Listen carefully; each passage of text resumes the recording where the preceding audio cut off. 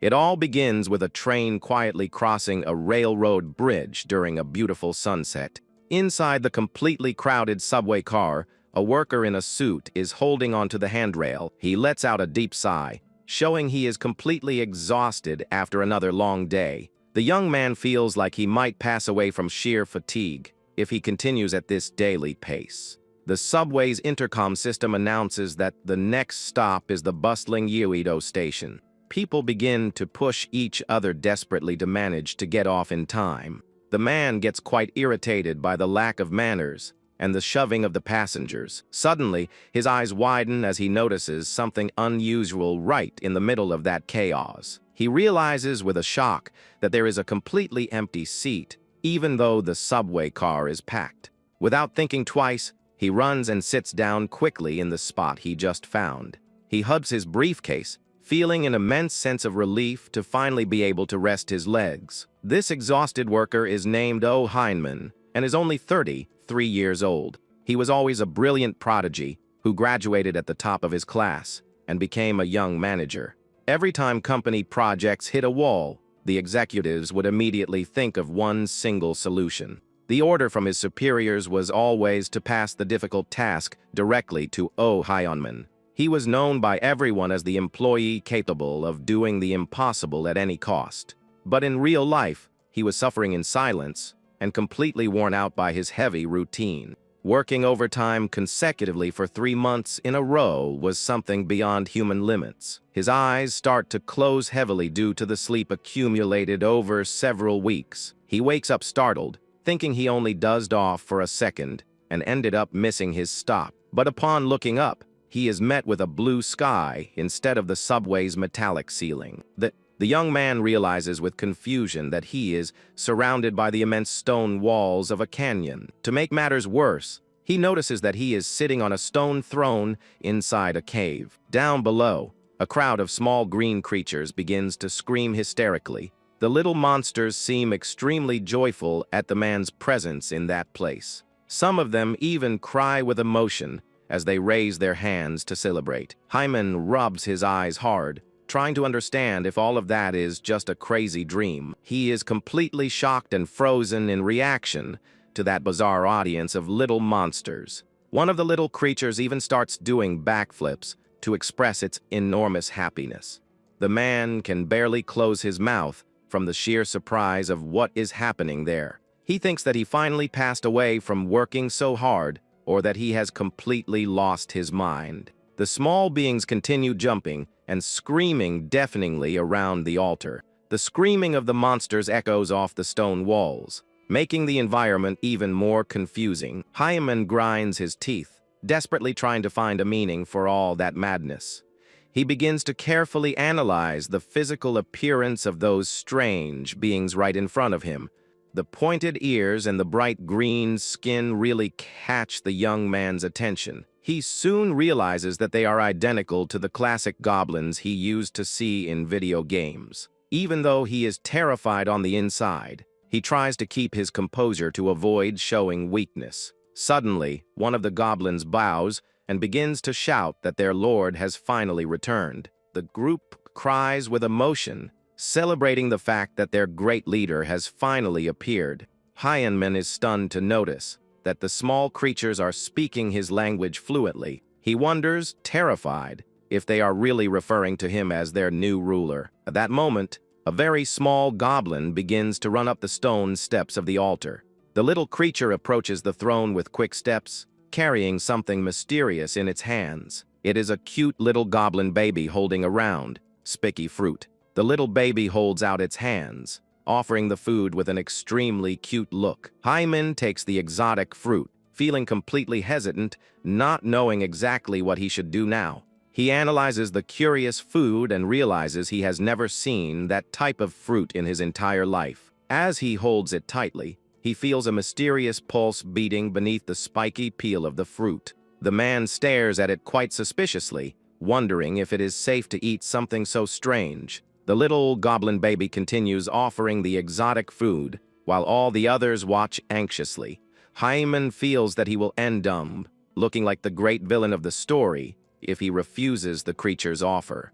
To help with his decision, The worker's stomach begins to grow from hunger very loudly. He looks thoughtfully at the spiky fruit, trying to decide whether he should risk eating it or not. The young man remembers sadly that his last real meal was a simple quick snack from a convenience store. Without caring about the danger anymore, he decides to take a generous bite of the mysterious fruit. Hyam-men's eyes widen instantly at the unexpected flavor of the strange food. The little monsters around him react with great relief and happiness to see their new lord eating. He is impressed to realize that is the tastiest fruit he has ever tasted in his life. The crowd of small green beings begins to scream with joy upon seeing that their master liked the gift. Hyam-men just doesn't understand the reason for so much celebration over a simple fruit harvested on sight. Suddenly, a sharp pain makes him clench his teeth and change his facial expression. The man loses strength in his legs and ends up falling to his knees on the stone floor right in front of the little one. Feeling a bizarre dizziness, he begins to think he was poisoned by the fruit he just swallowed. At that instant, a glowing blue holographic panel appears out of nowhere, floating before his eyes. The screen shows his personal lore data and a countdown for a territory combat. Hanman remains motionless on the ground, unable to take his eyes off that mysterious projection in the air. He wonders, completely shocked, if what he is seeing is actually a real hologram. The man watches the numbers in Korean scrolling down non-stop on the glowing screen in a worrying way. The term for territory combat and the ticking clock leave the young man extremely apprehensive about the future. He tries to understand the meaning of it, as he has never heard of a territory dispute before. Surprisingly, the screen changes and warns that it will provide the answer to the user's doubt. The system explains that it is a total confrontation where everything must be used to protect the region and the people.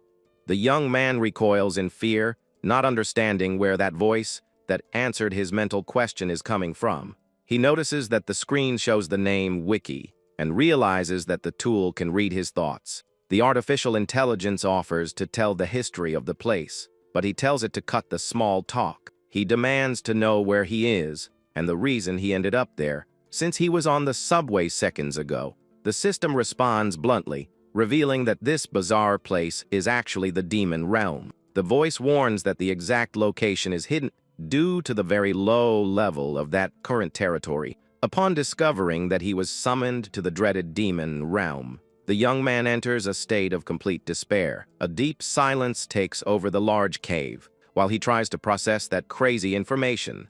He complains that the explanation was too short and demands a much more detailed report of the situation. The system repeats coldly that the location's level is too low to release new information. Hyman asks indignantly how he can return to his world, but receives the same repeated answer.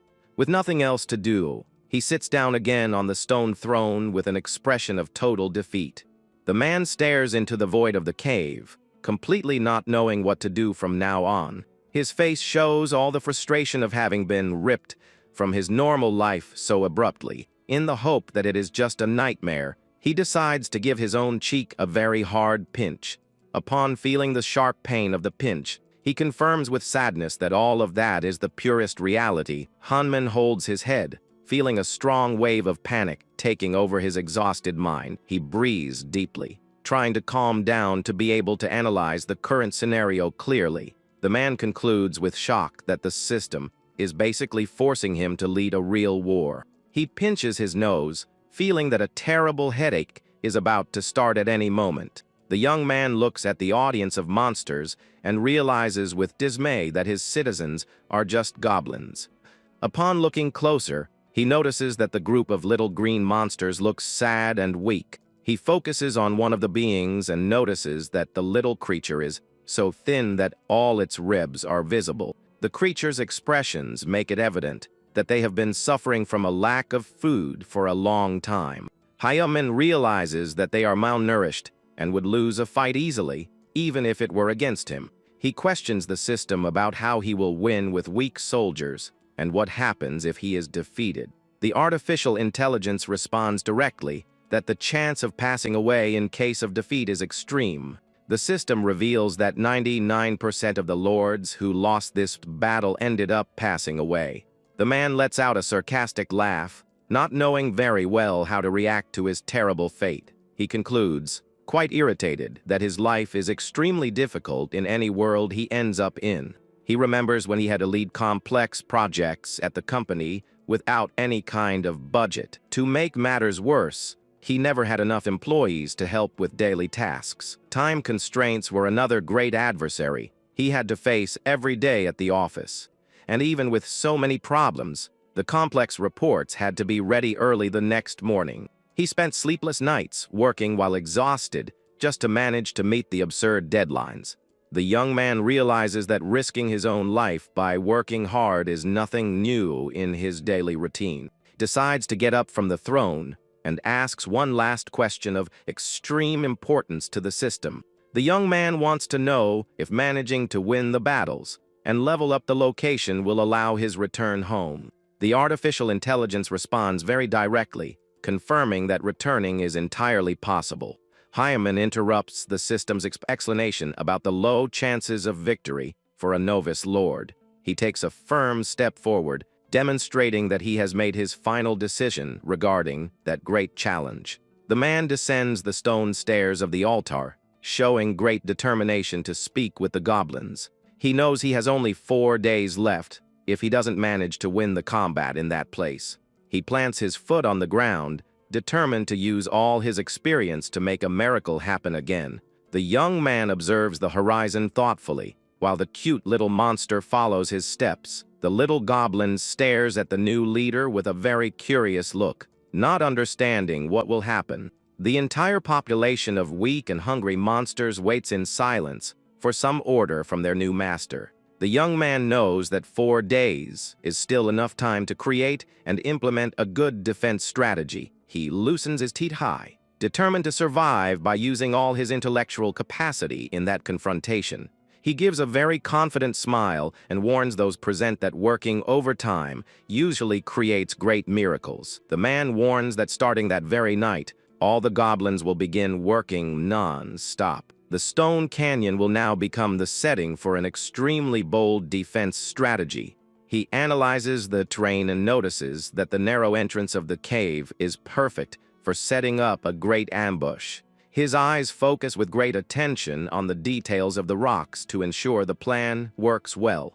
He asks a tactical question to the monsters, but they only emit confusing sounds without knowing the answer. The system tries to interfere with low-level warnings, but the man tells the intelligence to shut up. He breathes deeply, realizing he will have to teach basic combat techniques to the creatures. The young man raises his finger and asks out loud for the full attention of everyone present in that location. He explains that their only chance of victory is to defend that narrow stone passage with their lives. He begins to roll up the sleeves of his white shirt, preparing to start the heavy work of the night. The man points directly at a group of 10 helpers, getting their attention at that very instant. He orders them to climb the mountain and cut down trees that are approximately his own height. The small creatures look at each other, confused and scared, not understanding the leader's instructions very well. The young man shouts firmly, telling the helpers to hurry up and start running immediately.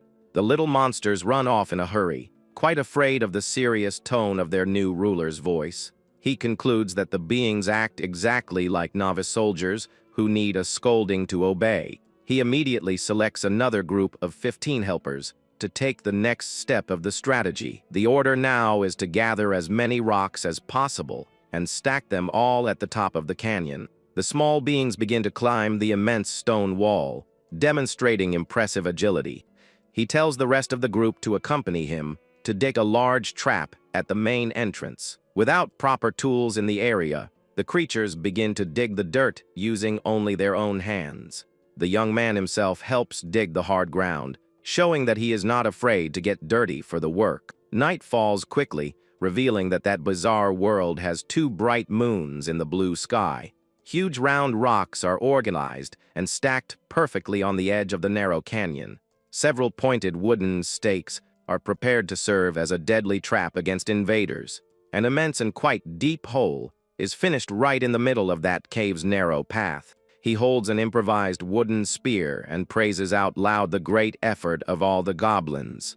The little monsters are covered in dirt, with broken nails after exerting so much physical effort. The system warns that the overtime ability has been activated, giving energy improvements to the servants. The leader asks everyone to do a quick review of the work and pay close attention to what he will say. He recognizes the effort made during the day, but warns that the real hard work begins from now on. The young man asks a reflective question to his new subordinates about what the true essence of working overtime would be.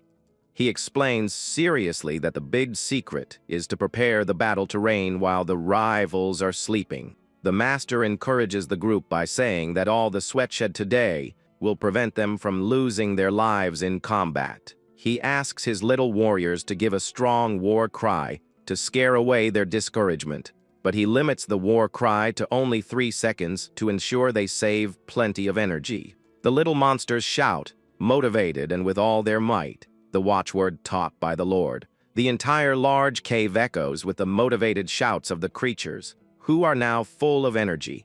He praises everyone's determination and orders them to pick up their weapons and form an organized combat line. At that same instant, the small creatures run clumsily to grab their equipment. They end up bumping into each other on the way, generating a great confusion while trying to organize the line. Heinemann sighs deeply as he sees the total disorganization of his small army of monsters. He notices, quite discouraged, that their only weapons are sharp rocks and old rusty knives. He decides to focus on combat tactics, since the opponents are also goblins and shouldn't have better weapons. The young man knows that the final victory will be decided by battle tactics and not by the brute strength of weapons.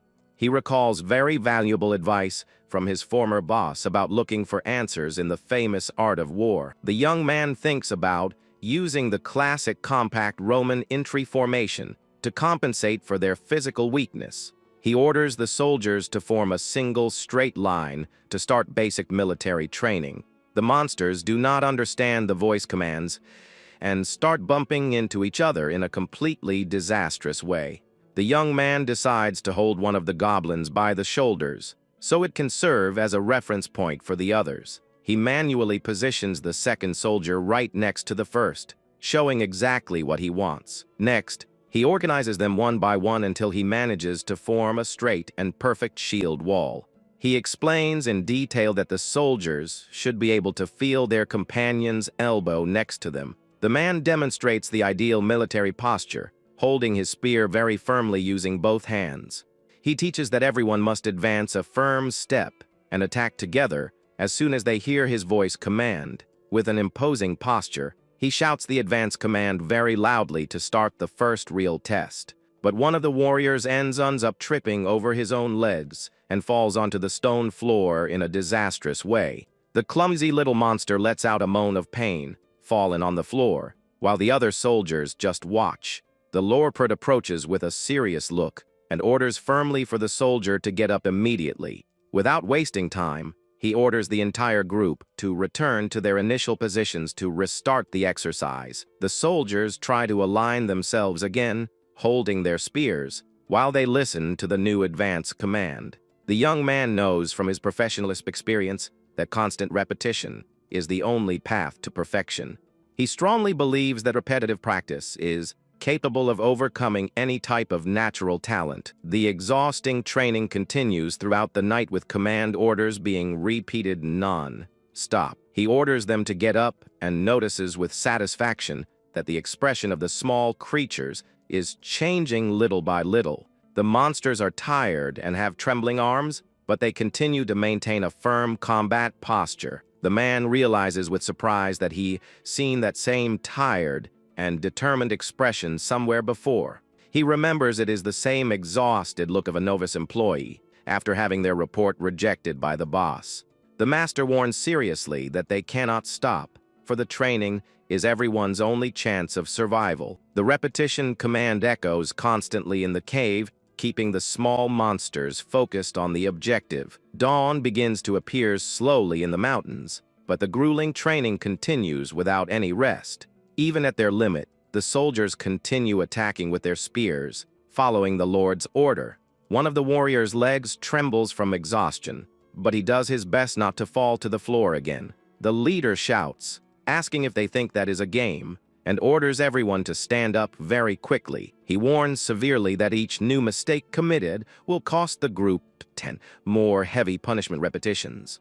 Suddenly, a thin and quite gentle voice calls for the Lord, breaking the tense atmosphere of that training. The cute goblin baby approaches the man with very slow steps, showing great curiosity. The master asks the little one quite calmly, what is happening to make it so scared? The small creature trembles a lot, showing it is very afraid to reveal the secrets of the past. The goblin baby asks, very sadly, for the leader to hand over some of them as food to the enemies. The man widens his eyes, extremely shocked to hear such a cruel sacrifice proposal.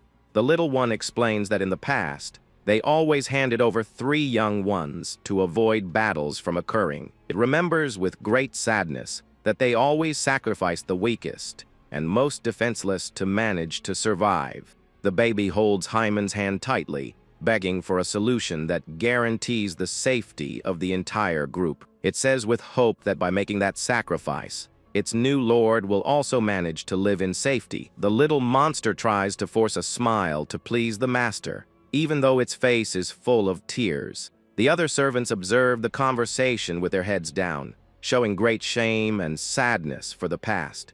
The young man's face becomes completely somber, revealing a silent fury at that cowardice. He grinds his teeth with great anger upon realizing the humiliation his people had to endure to live. He asks indignantly if they are really proud of surviving by sacrificing their own children. The goblins feel the weight of the master's words and look away with great shame for what they used to do. He warns seriously that those who accept losing everything little by little end up with nothing in the end. He shouts firmly, stating that they will fight together, using absolutely all the strength they have. The young man promises that he will not hand over any piece of land, and none of his children to the invaders. He states that he will never again allow any enemy to take absolutely anything under his rule. Inspired by the leader's strong and brave words, the monsters shout with great determination. The countdown reaches the end on the blue panel, indicating the official start of the war for the territory. Scary sounds and war cries begin to echo through the rocky mountains of that immense valley. A large horde of rival goblins with glowing red eyes advances, running toward the cave.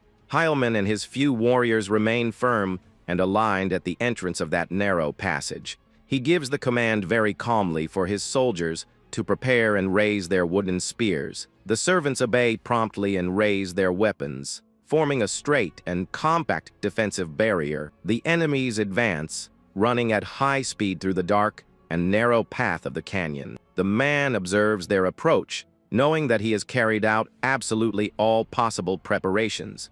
The rivals advance with murderous looks and sharp teeth, not imagining what awaits them further ahead. The Lord gives a confident smile and silently challenges the invaders to try to get past him. The enemies enter without any care into the narrow path that leads directly to the whole trap. The rival horde continues running desperately and shouting loudly, not realizing the danger right ahead. The defenders feel butterflies in their stomachs at the crowd, but they keep their spear formation very firm. The leader shouts, telling his men to keep total focus and not move until the rivals fall into the hole. The rapid steps of the invaders get closer and closer to the large trap dug into the dirt floor.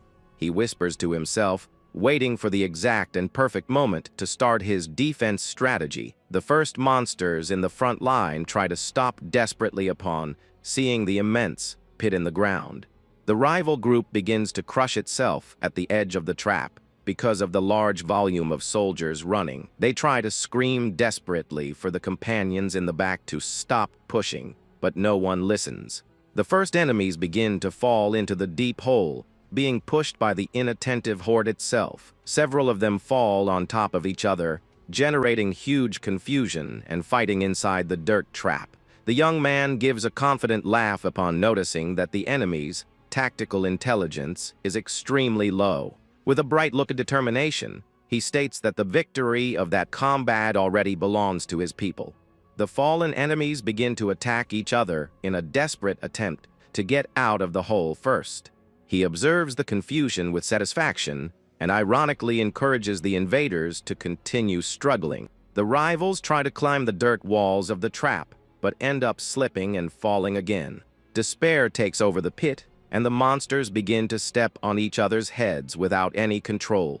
The enemy horde in the back continues advancing, blinded by greed, and falling straight into the same deep trap. The young man knows that after passing this strategic point, the rival army's retreat will become impossible. The whole trap becomes completely packed with dozens of invader bodies stacked and trapped. He gives a very cold and intimidating smile, promising to make all the rivals regret stepping there. The young lord observes the enemy horde piling up in the hole and knows it is the exact moment to attack. He lets out a powerful command shout, determining the immediate start of the second phase of the strategy. He orders the soldiers positioned on the mountains to start rolling the immense rocks down the canyon. The little monsters positioned at the top of the cliff begin to push the giant rocks with all their might. An immense rock falls from high up and hits one of the invaders, who was desperately trying to climb up. The warriors at the top continue throwing the heavy projectiles without giving the rivals a second of rest. The giant rocks violently crush dozens of enemies who were already completely trapped in the pit.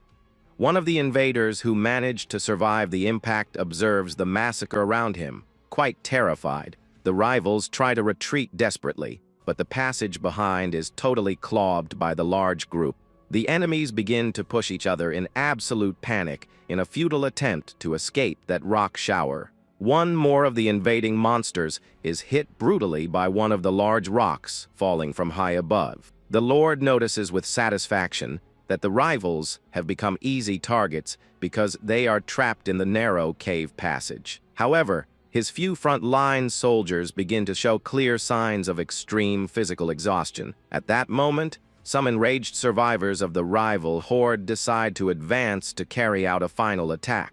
The man gives a confident half-smile, knowing that the number of warriors no longer matters at that moment. He orders his warriors to hold the spears very firmly to start the hand-to-hand combat. He points his own weapon and shouts the definitive advance command to start the group's counter-attack. One of his soldiers advances with surgical precision and pierces the opponent's chest with the wooden spear. The spear barrier proves extremely efficient, knocking down the enemies who approach the formation. One of the warriors trembles from the fatigue of combat, but strives to keep the spear firm against the opponents. The leader shouts firmly, demanding that they maintain total focus and pull the spears back to strike again. They continue striking the rivals, fallen on the dirt floor, to ensure the security of the combat area. He commands everyone to keep the shield formation tightly closed without giving any opening to the enemies. The advance command is given again, and the warriors take a coordinated step forward with weapons ready. They attack in perfect synchronization, piercing the front line of the invaders, who were trying to pass the blockade. The defensive spear wall continues, pushing the surviving enemies very firmly back into the pit. The invaders begin to retreat, totally terrified in the face of such a well-structured combat tactic. One of the inattentive monsters ends up losing its balance on the edge and starts sliding straight into the hole. Several enemies fall back into the large dirt trap, pushed by despair and lack of space. The pit turns quickly into a huge pile of defeated and completely trapped enemy bodies. The entire canyon becomes taken over by a large number of fallen invaders thanks to the young man's tactic. The young lord gives a very satisfied smile upon seeing that the entire battle occurred exactly as he planned. He concludes that the combination of falling rocks with the spear barrier in front guaranteed their victory. He praises the heroic effort of his people, who worked hard throughout the night to change their destiny, but his expression of victory changes quickly to a serious look upon noticing something dangerous approaching. An immense, muscular, and scary silhouette begins to emerge in the middle of all the dust generated by the combat. The giant monster steps with extreme force on the floor, right next to one of the small warriors who trembles with fear. The colossal paw full of sharp claws rests very firmly on the sandy floor of that dark cave. All the defenders look up, completely paralyzed by panic upon sighting the giant enemy. The colossal being displays its pointed fangs while exhaling hot and intimidating smoke through its mouth. The beast emits a deafening roar that makes the stone walls of the canyon tremble violently. It holds a giant bone club and directly challenges the young lord to a life or death confrontation. The monster crouches, preparing its muscular legs to jump toward the defensive line. It jumps through the air extremely fiercely with its fist raised, ready to crush its opponents. The giant's landing generates a colossal impact that makes pieces of rock fly everywhere in the location.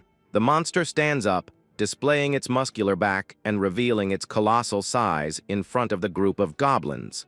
The enemy lord introduces himself as a giant hobgoblin and arrogantly mocks the young man's simple appearance.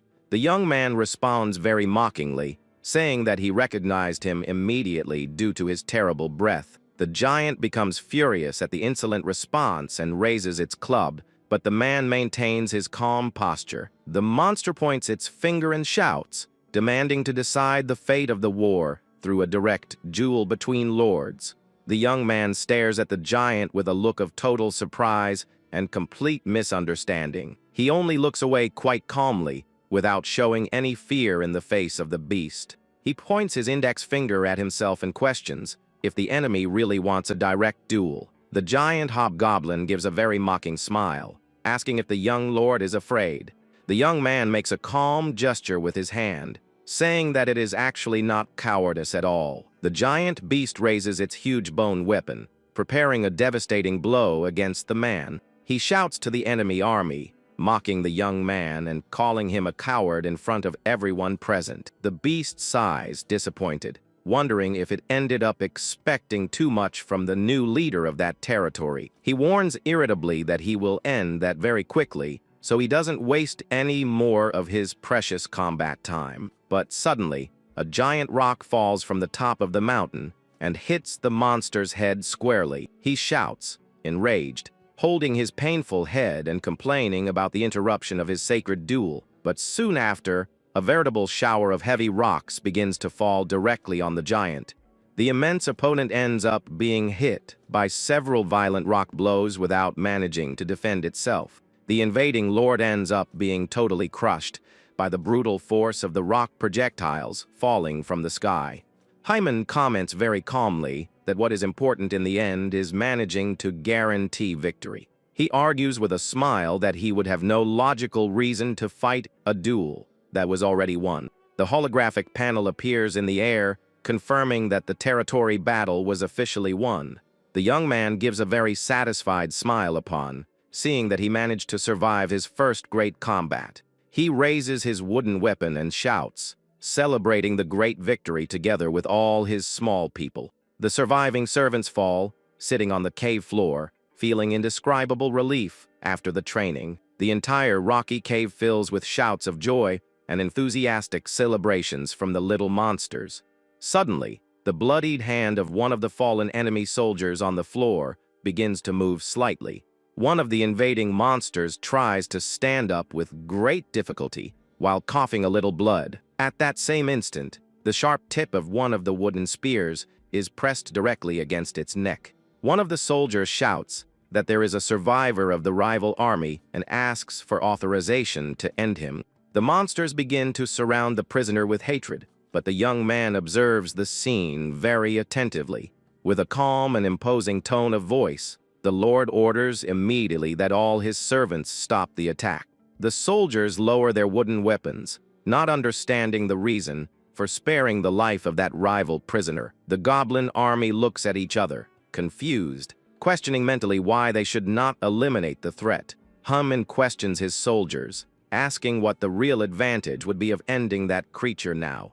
The servant explains with anger that if they spare him, he will return to be a great threat to their territory. The man walks calmly to the kneeling enemy and states firmly that he will not end him by any means. He reaches out his hand and explains intelligently that a passed away opponent becomes just a useless body. He states that by sparing the prisoner's life, they gain a valuable labor resource for tasks. The reddish sky of the late afternoon begins to cover the entire immense chain of rocky mountains in the location. The Lord observes his stone altar, now filled with new subordinates and many conquered resources. He opens the system panel to analyze in detail everything they managed to win in that war. The territory leveled up, and the total population now counts 260 new prisoner servants. They also acquired a good quantity of dried meats, fruits, and several useful pieces of old leather. The group acquired the military phalanx ability and unlocked access to new system information. The young man discovers, worried, that his current territory is located on the 12th floor of the realm. He descends the stone stairs with his hands in his pockets, thoughtful about the future of his people's food. He realizes that there are not enough resources to feed so many mouths, and thinks about the possibility of planting. The system warns coldly that traditional agriculture is impossible to be carried out on that floor of the realm. But suddenly, he spots something on the floor and bends down to pick up the curious object that caught his attention. He holds the exotic fruit with thorns and questions, mentally the information provided by the intelligence. The man shows the fruit to the new bound prisoners and demands to know where they took it from. One of the captured goblins begins to tremble with great fear upon being stared at so seriously by the young man. The young man promises to take the monster off the punishment list if he reveals the truth about the origin of that fruit. Desperate, the creatures begin to cry, confessing that they harvested everything secretly from a giant tree.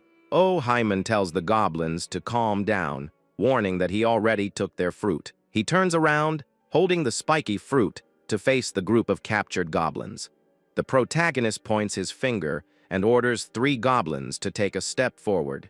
The servants obey promptly and take a step forward in respect to their lord. Hyman tells the 3 to patrol the forest before dawn under the tense gaze of a prisoner. The captured goblins begin to mutter, scared, upon hearing about the forest. Hyman notices their fear and asks why they are acting in that manner. The prisoner reveals that there is a dangerous type of guard hidden in the middle of the forest. The goblin explains that no one has ever seen the creature, because whoever finds it never returns. Hyman bites the spiky fruit and says that, even so, they need to investigate the location. Scared, the goblin asks if he is still going to be tortured by the human. The small goblins shout that the prisoners were bad and should be eliminated once and for all. Hyman turns to call the attention of his upset little servants. He questions the goblins seriously about what was the true reason for their victory. The Lord mocks, asking if it was because they were stronger or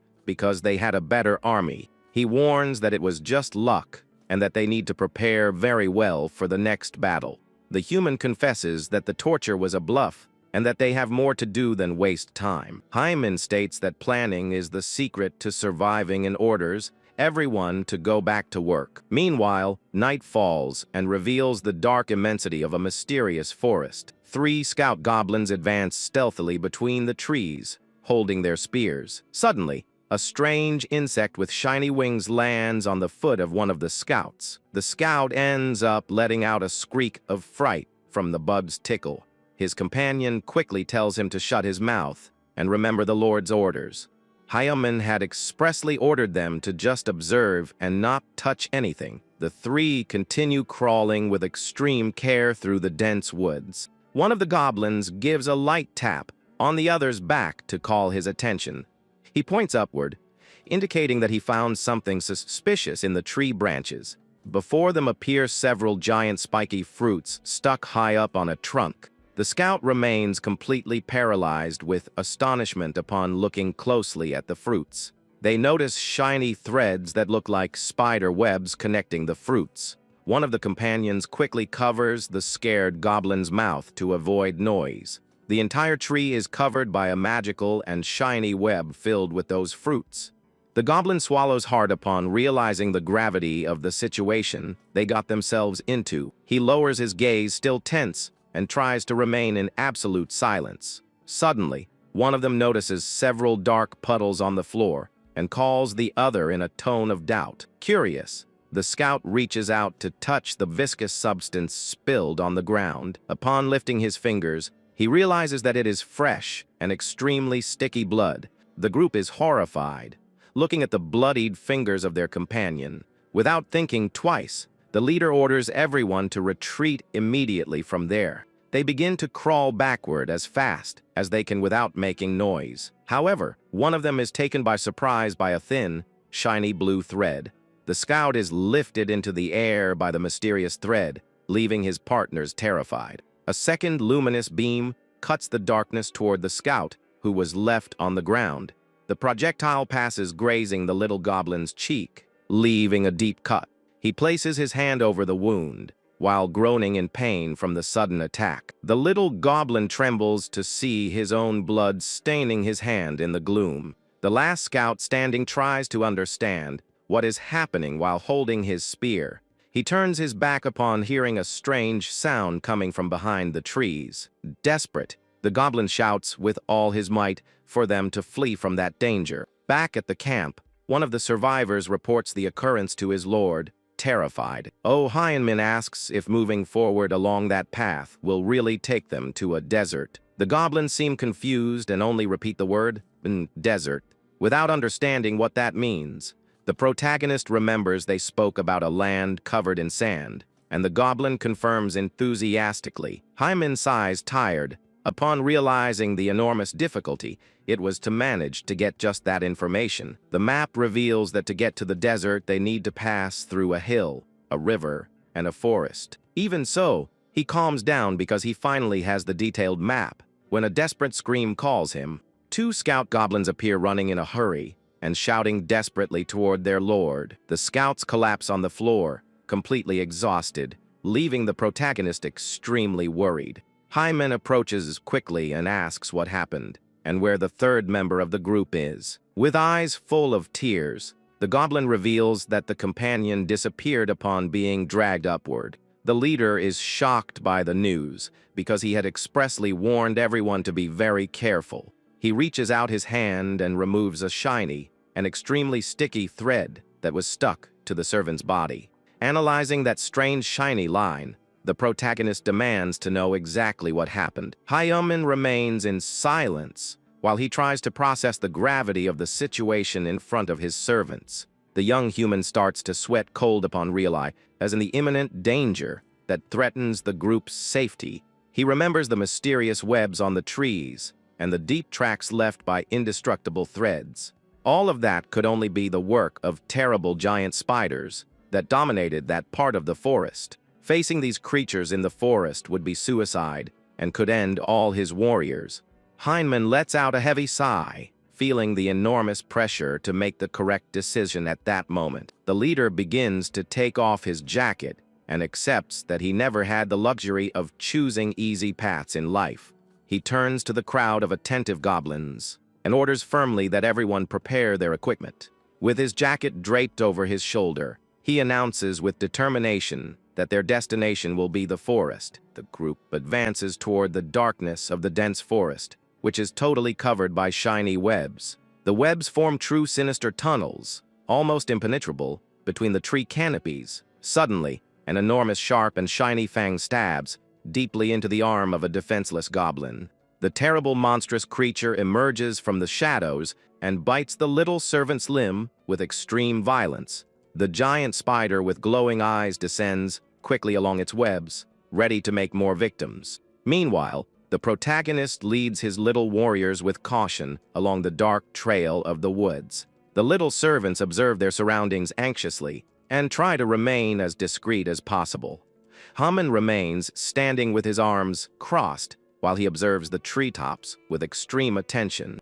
The human taps his foot impatiently on the floor upon realizing that they finally reached the forest's edge. He is intrigued by not having found a single spider during the entire way up to there. In the background, one of the goblins tries to satisfy its hunger by chewing on a hard piece of dry leather. Sadly, irritated by the situation, the other goblin pushes its companion, telling it to stop with that once and for all. Hyman knows very well that rationing the little food will not save them for long from the terrible hunger.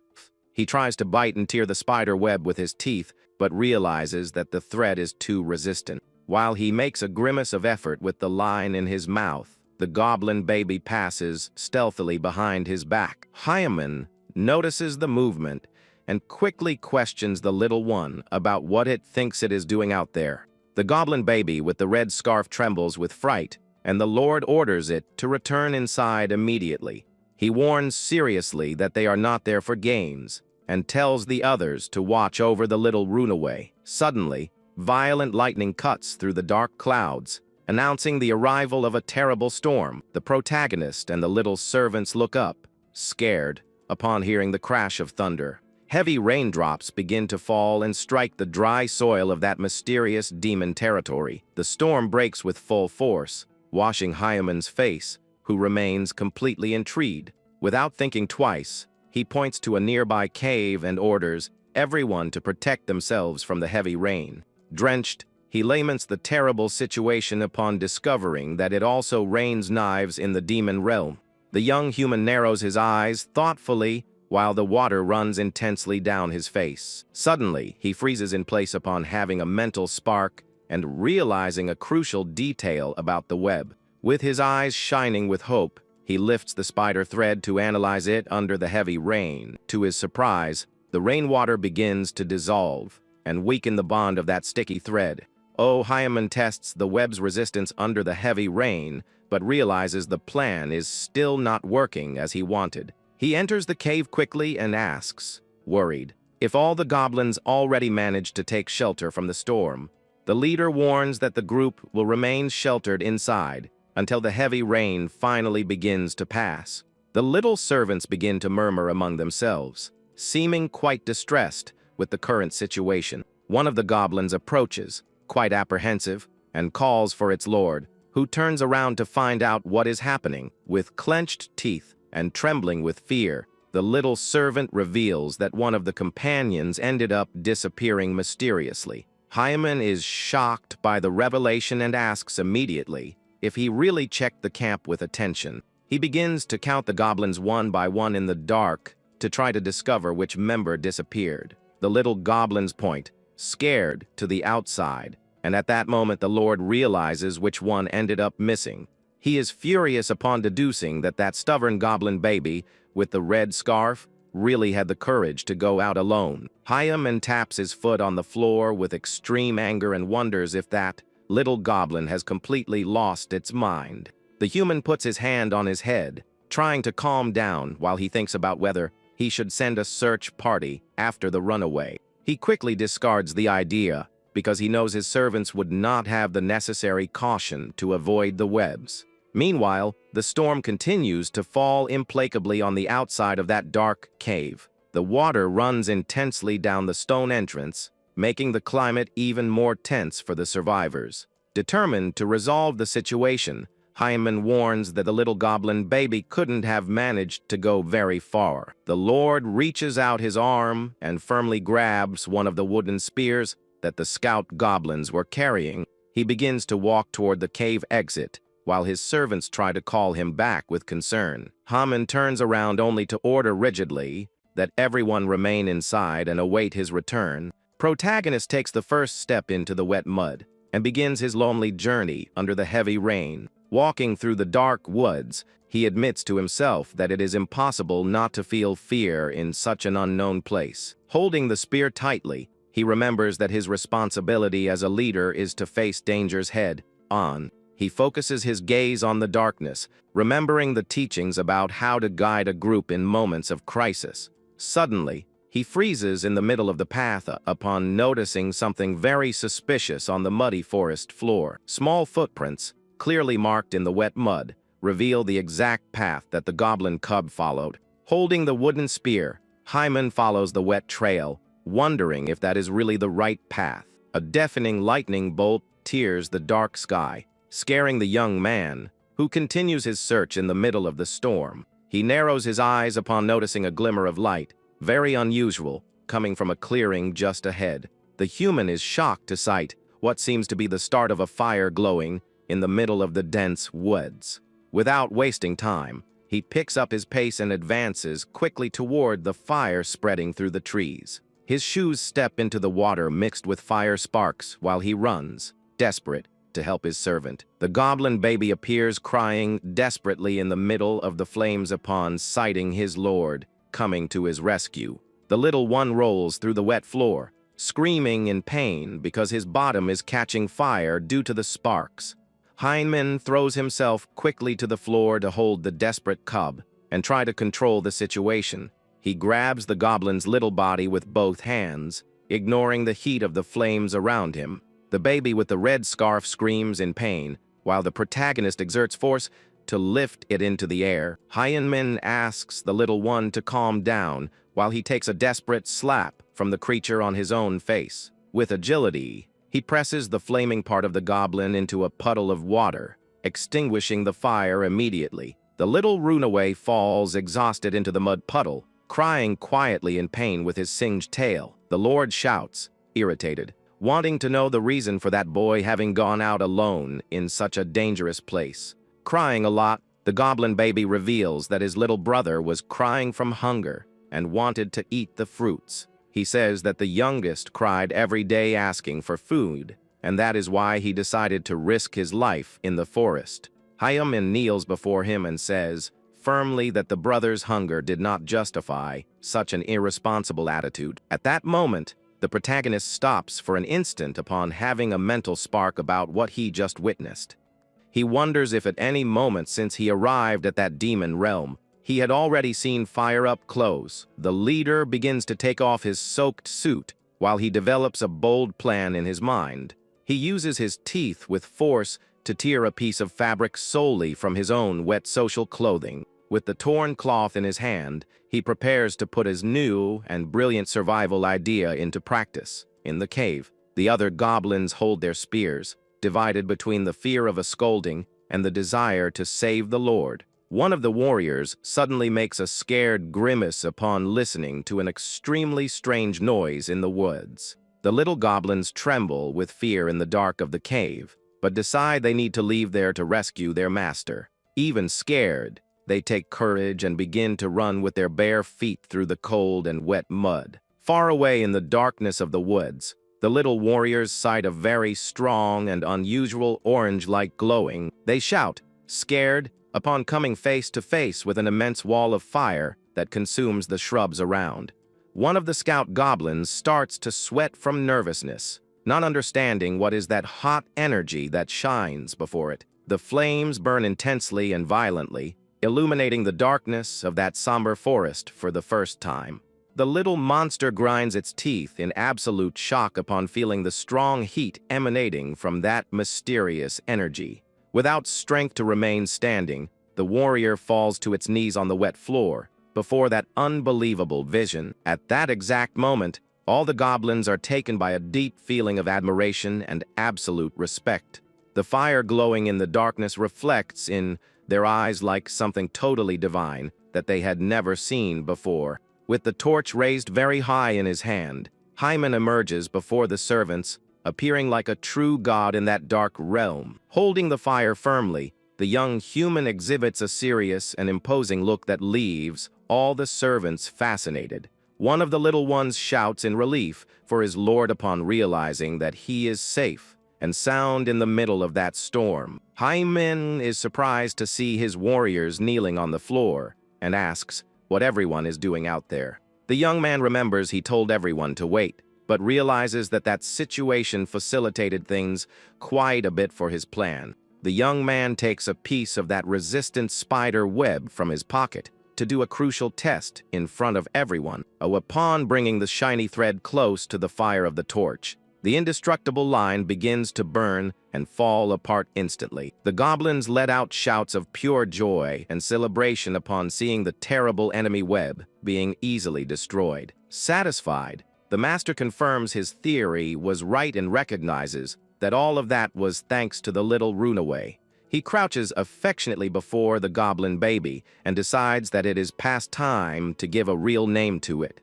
The leader announces that from that moment on, the little cub will be named Kim Prometheus, or just Kim Pro to abbreviate. Hyman pets the little one's head and explains that the name is a tribute for it having brought the fire to the group.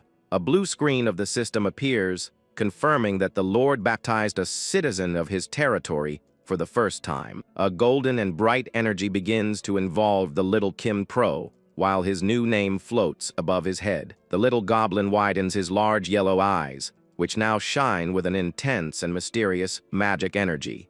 Floating in the air, the cub begins to pass through an incredible evolution process under the attentive eyes of everyone. Hyman looks up, totally gaping and confused, not understanding what is happening with little Kim Pro. The little goblin finally lands softly on the floor, while the magic energy dissipates slowly around it. Curious, the young leader observes the servant, trying to discover if something really changed in his appearance. The other goblins begin to shout the Panion's new name in chorus, creating a real party in the middle of the woods. Hyman focuses determined gaze, knowing very well that the main danger has not yet been totally resolved. He calls the group's attention and warns seriously that it is not the right moment to celebrate the victory yet. The leader tells everyone to approach and warns that he will distribute fire torches to each one of them individually. With a confident smile on his face and holding the fire, he warns that now it is their turn to go for the counter attack.